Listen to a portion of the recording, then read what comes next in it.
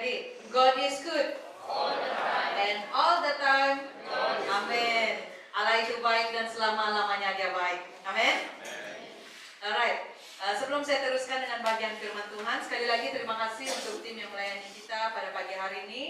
Dan juga saya ingin memperingatkan kita sekali lagi, seperti yang dikatakan oleh Dekan Laing tadi, gerakan membaca Alkitab. Ya, gereja kita seharusnya pagi ini kita sudah sampai di Markus pasal 3, Markus 3 hingga yang ke-7. Ya, mungkin ada bagian-bagian yang sangat memberkati Anda. Mungkin kalian boleh kongsikan bersama dengan grup-grup WhatsApp yang ada di dalam gereja kita, atau ada yang menjadi persoalan kita yang kita mau tahu apa maksud itu. Mungkin kita boleh kongsikan dan tanyakan, dan kita akan cari jawabannya bersama. Ya, amin.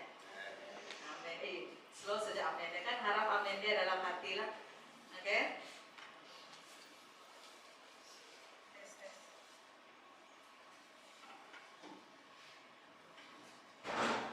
Baik, saya akan teruskan dengan bagian firman Tuhan. Kalau kita lihat di screen sana, dikatakan bahwa Tuhan itu ada dengan kita. Ya, Tuhan itu beserta dengan kita. Cuma satu hal saja, satu yang menjadi masalahnya.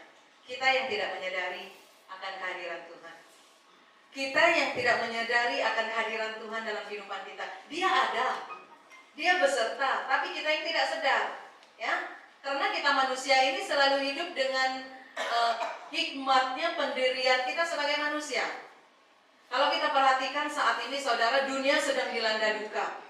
Saat ini dunia sedang masuk ke dalam masa suram yang sangat sukar untuk kita ketahui bila ia akan berakhir. Betul?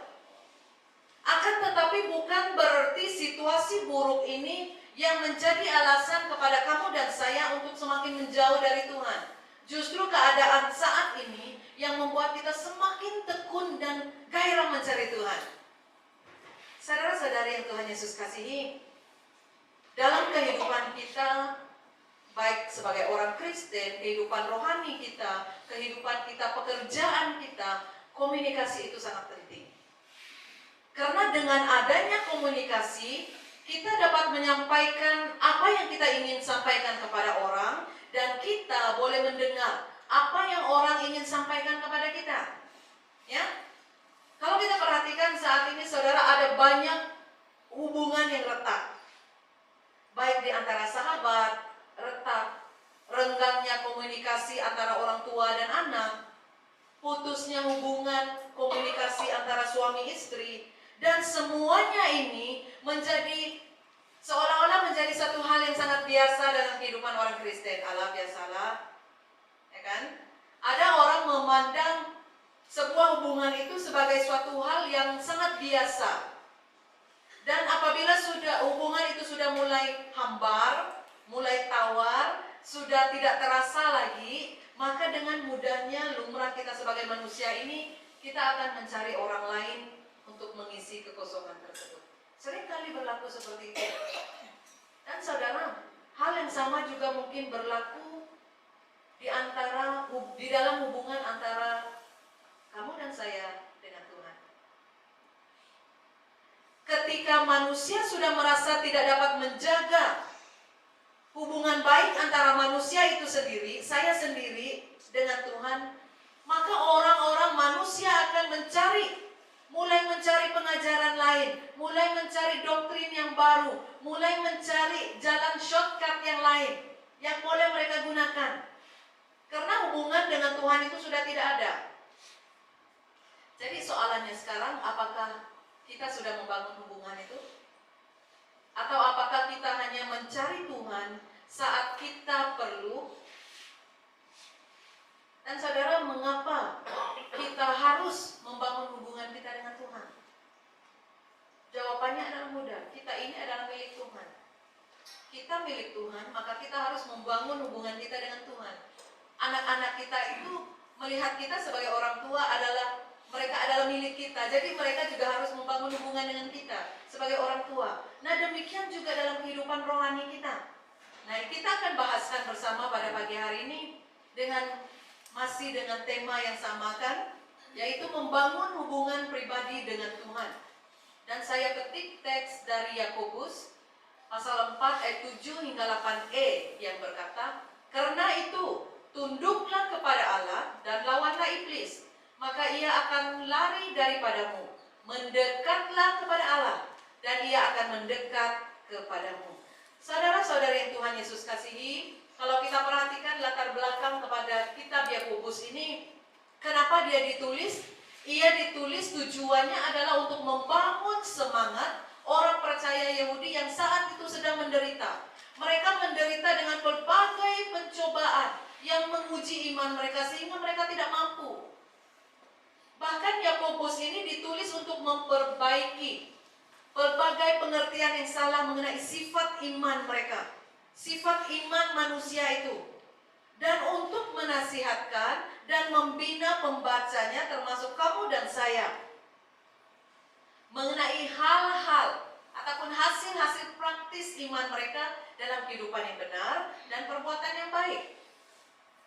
Dan bagian pembacaan kita tadi, saudara, menjelaskan kepada kita bahwa Allah itu berjanji untuk mendekati semua orang yang mau, yang siap, yang sudah berbalik dari dosa mereka, yang siap untuk menguduskan hati mereka dan siap untuk berseru kepada Tuhan dalam pertobatan yang sungguh-sungguh. Bukan alang-alang, bukan setengah jalan. Mendekatnya Allah kepada umat manusia berarti Allah itu akan mendatangkan kehadirannya. Dia hadir di tengah-tengah kita. Allah akan mendatangkan kasih karunia kepada kita.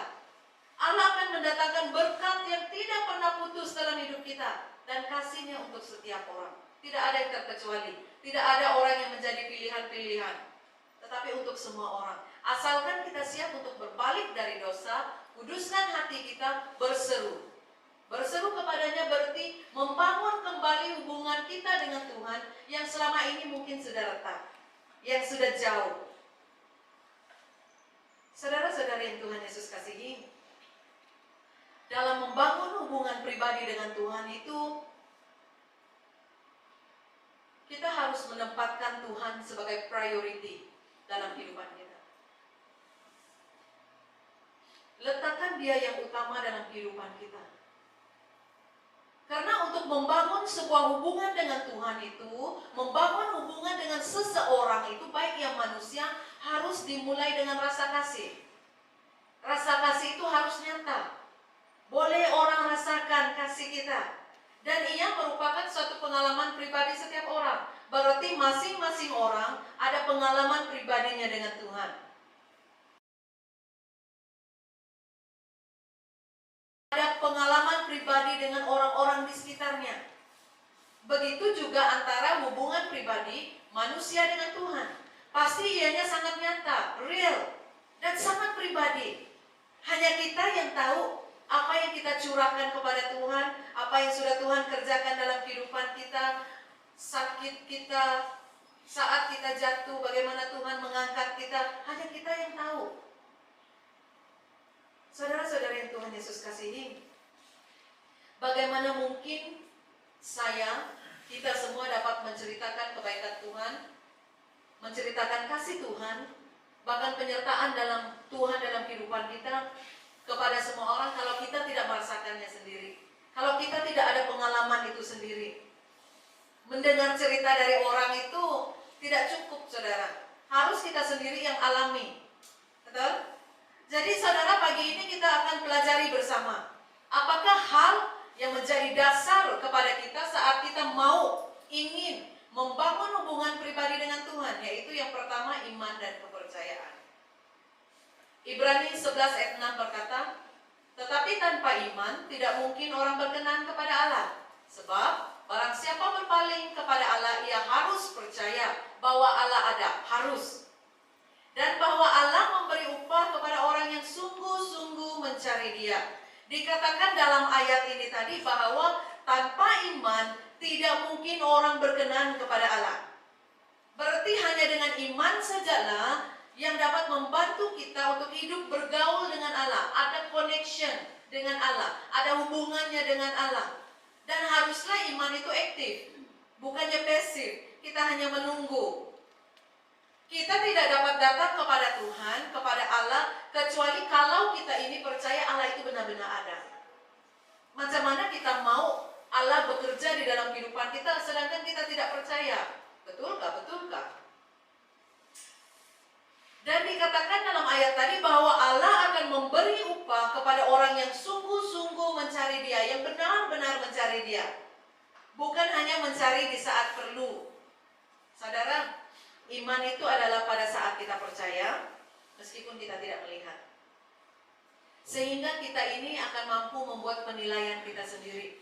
Apakah kehidupan kita ini akan mengikut kehendak Tuhan dan percaya akan kuasanya, atau mengikut pikiran kita sendiri, mengikut hati kita sendiri.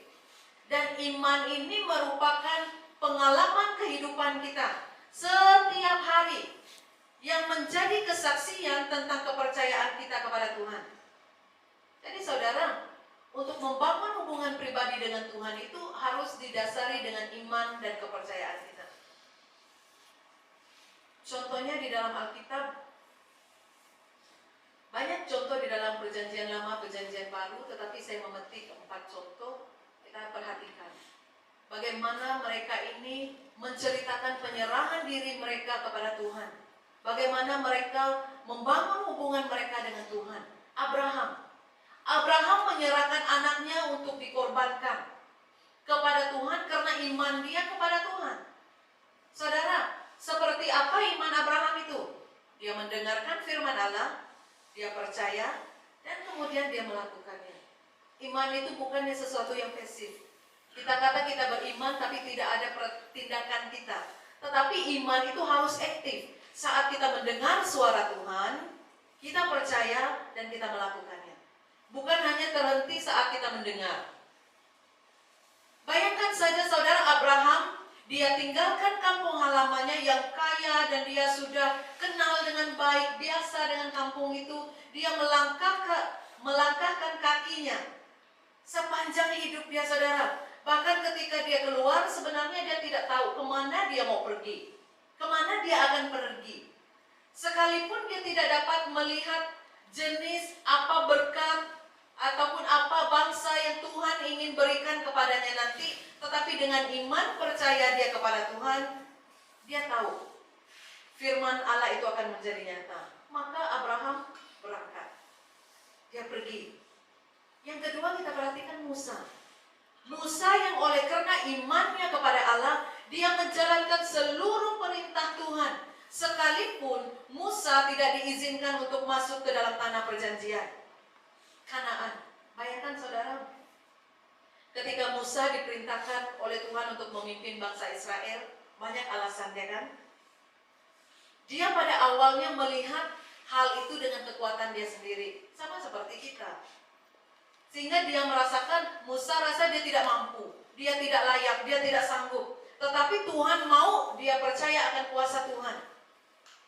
Karena hanya melalui iman, kita akan belajar untuk mengenal standarnya Allah. Bukan standarnya kita. Bukannya apa yang saya mau, tetapi apa yang Allah maukan untuk setiap kita. Dan yang ketiga, Yosua. Yosua pada saat itu saudara, meskipun Musa sudah tidak ada, dengan memiliki iman yang sungguh-sungguh kepada Tuhan, Yosua percaya. Dia percaya Tuhan yang berkuasa atas hidupnya. Dan saat itu Yosua dipercayakan untuk memimpin umat Israel karena Musa sudah meninggal. Kalau kita memang kita pikirkan kekuatan kita sebagai manusia, Yosua yang sangat muda harus menggantikan Musa untuk memimpin bangsa-bangsa yang sangat besar. Apakah Yosua tidak takut? Yosua pasti ada merasa takut di dalam hati dia. Sehingga Allah berulang-ulang berkata, jangan takut, jangan gelisah. Itu yang Allah katakan, aku menyertai engkau. Dan Yosua sadar saudara, dalam kemanusiaannya, dia memang mengalami masa sulit. Tetapi Yosua tetap memiliki iman kepada Allah. Bahwa Allah akan menuntun, menyertai, memimpin dia. Dan Paulus, dia memiliki iman yang teguh karena Kristus sudah mengubah kehidupannya. Dia yang dahulunya adalah Saulus, kemudian menjadi Paulus yang kita kenal sehingga pada saat ini. Yesus mengubah kehidupannya sehingga Paulus ini mengubah menjadi berkat kepada setiap orang, termasuk kamu dan saya saat ini. Karena dengan iman adanya pengampunan. Tuhanlah sumber keberhasilan orang yang dekat dengan Tuhan. Jadi percayalah bahwa dengan iman kita kepada Tuhan ada pengampunan dosa dan kehidupan kekal, keselamatan itu. Jadi saudara yang Tuhan Yesus kasihi, memang membangun hubungan dekat dengan Tuhan itu biasanya terjadi karena memang kita memiliki iman dan percaya kepadanya. Karena kalau bukan karena percaya, mana mungkin kita dapat menjalinkan hubungan yang dekat dengan Tuhan. Betul?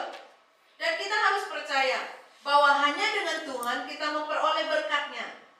Percayalah bahwa di saat kita membangun hubungan pribadi dengan Tuhan, kita harus siap menyerahkan seluruh hidup kita ke dalam tangan Tuhan. Biarlah Tuhan sendiri yang mengerjakan bagiannya untuk kamu dan saya. Hanya tinggal kita imani dan percaya saja. Amin. Yang kedua, untuk membangun hubungan pribadi dengan Tuhan haruslah didasari dengan pengharapan. Ratapan pasal 3 ayat 20 hingga 25 berkata, "Tetapi hal-hal inilah yang kuperhatikan. Oleh sebab itu, aku akan berharap. Tak berkesudahan kasih setia Tuhan, tak habis-habisnya rahmat-Nya. Selalu baru setiap pagi, besar kesetiaan-Mu. Tuhan adalah bagianku, kata jiwaku. Oleh sebab itu aku berharap kepadanya. Tuhan adalah baik bagi orang yang berharap kepadanya, bagi jiwa yang mencari Dia." Saudara-saudara yang Tuhan Yesus kasihi, kalau kita perhatikan seluruh isi kitab Ratapan ini, ia berkisar tentang penderitaan, tangisan, dan sengsara. Semuanya hal yang pahit-pahit yang mendominasi isi kandungan kitab ini.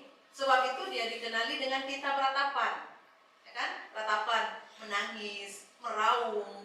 Bayangkan puisi yang begitu indah ini justru ditulis di tengah-tengah keterpurukan Israel.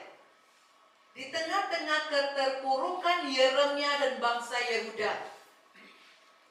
Dan muncul kitab Ratapan ini sebagai satu respon terhadap pembuangan bangsa Yehuda ke Babel pada saat itu.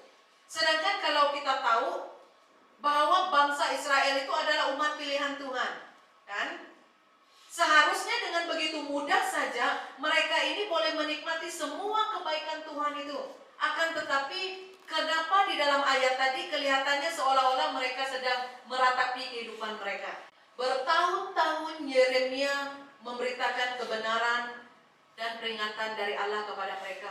Tetapi tidak ada respon positif dari bangsa Yehuda. Mereka bahkan menentang, mereka bahkan menganiaya Yeremia.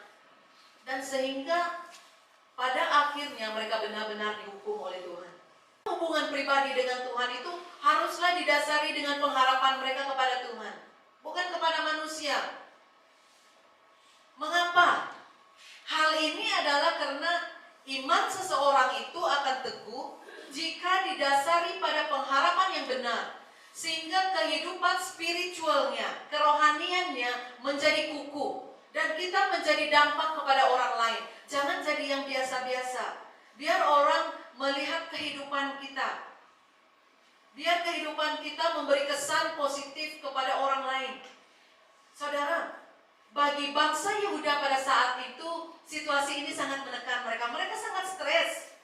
Mereka sangat susah. Sudahlah dalam keterpurukan mereka, kesedihan mereka, ratapan mereka, kesusahan mereka. Mereka merasa seolah-olah mereka ditekan.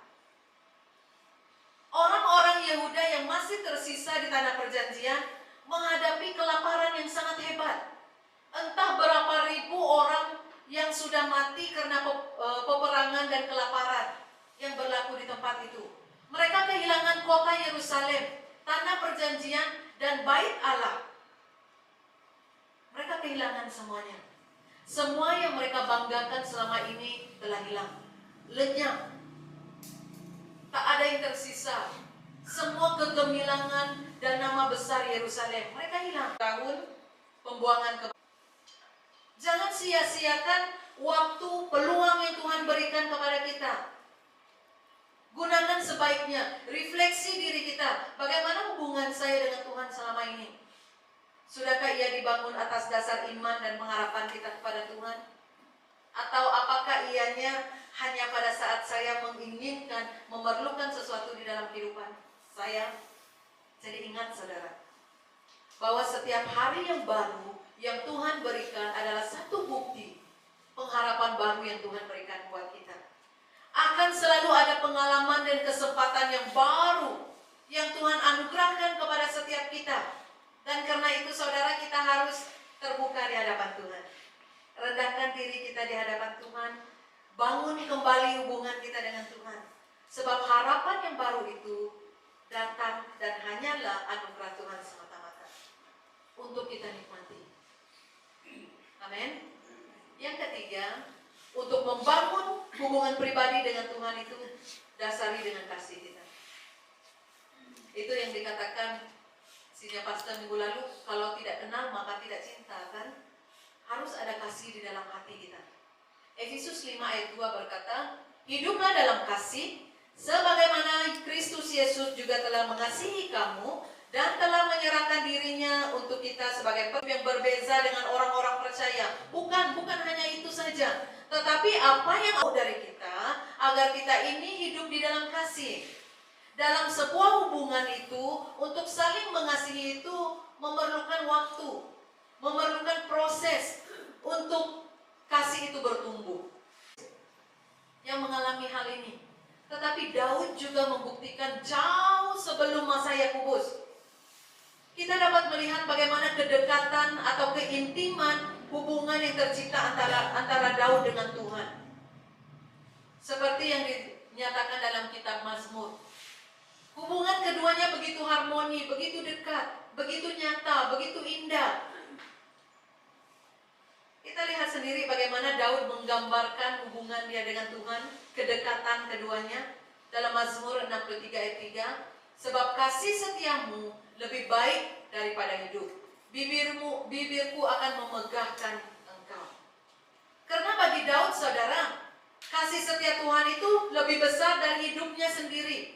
Jika saudara dan saya mengasihi seseorang dengan begitu besar, sehingga sanggup mengorbankan sendiri nyawa kita, sekalipun demi dia, Tuhan juga demikian. Malah lebih dari itu. Malah kasih Tuhan itu jauh lebih besar. Namun saudara, untuk dapat mengalami semuanya itu memerlukan usaha kita. Usaha kita terlebih dahulu untuk mengenal pribadi Tuhan. Untuk membangun hubungan yang dekat dengan Tuhan setiap hari. Bukan hanya pada masa-masa sukar, masa-masa kita perlu. Tetapi setiap hari itu yang Tuhan maukan. Biarlah seiring dengan berjalannya waktu, kita akan semakin dalam, bahkan semakin mengenal dan mengasihi Tuhan. Karena yang pasti, tanpa pengenalan kita akan Tuhan itu pasti sangat sulit untuk kita membangun hubungan yang dekat dengan Tuhan. Amin. Jadi saudara-saudari yang Tuhan Yesus kasihi, sebagai kesimpulan dari bagian pembahasan kita pagi ini, untuk membangun hubungan pribadi dengan Tuhan itu haruslah didasari dengan iman dan kepercayaan kita kepada Tuhan. Milikilah pengharapan kepada Tuhan dan penuhi kehidupan kita ini dengan kasih yang datang dari Allah. Dan ingat bahwa untuk membangun hubungan pribadi dengan Tuhan itu bukanlah sebuah kewajiban kita, tetapi ia keperluan. Kalau kita melihat ya sebagai satu kewajiban, bila kita tidak melakukannya satu hari, contohnya kita terlupa untuk merenungkan, membuat saat teduh, kita akan merasa bersalah. Apalagi jika sepanjang hari itu ada hal-hal yang buruk berlaku, kita akan merasakan, nah itulah karma, karena saya tidak membaca firman Tuhan, tidak merenungkan, membuat saat teduh pagi ini. Saudara, membangun hubungan pribadi dengan Tuhan itu bukan kewajiban kita, tapi ia keperluan. Kita perlu untuk melakukan itu. Jadi kita tidak akan berkira-kira dengan Tuhan.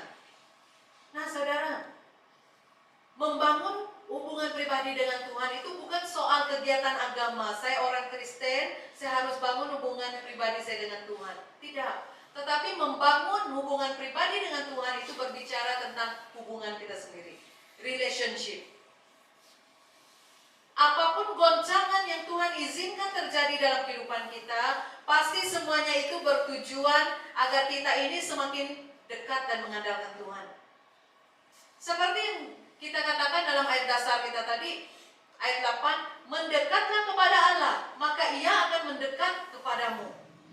Jangan menuntut. Ingat, untuk membangun hubungan pribadi dengan Tuhan itu tidak perlu formulanya, seperti matematik. Tidak perlu prosedurnya, tidak perlu ada langkah-langkahnya untuk mencari Tuhan. Karena pendekatan setiap orang itu pasti berbeza.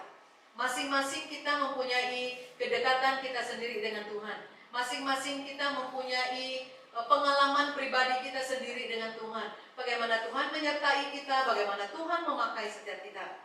Jadi saudara, marilah kita membangun hubungan pribadi kita dengan Tuhan.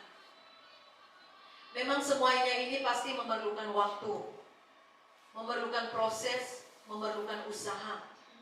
Karena itu kenali siapa Tuhan yang kita sembah, seperti apa pribadinya, dan bagaimana besar kasih-Nya kepada kita.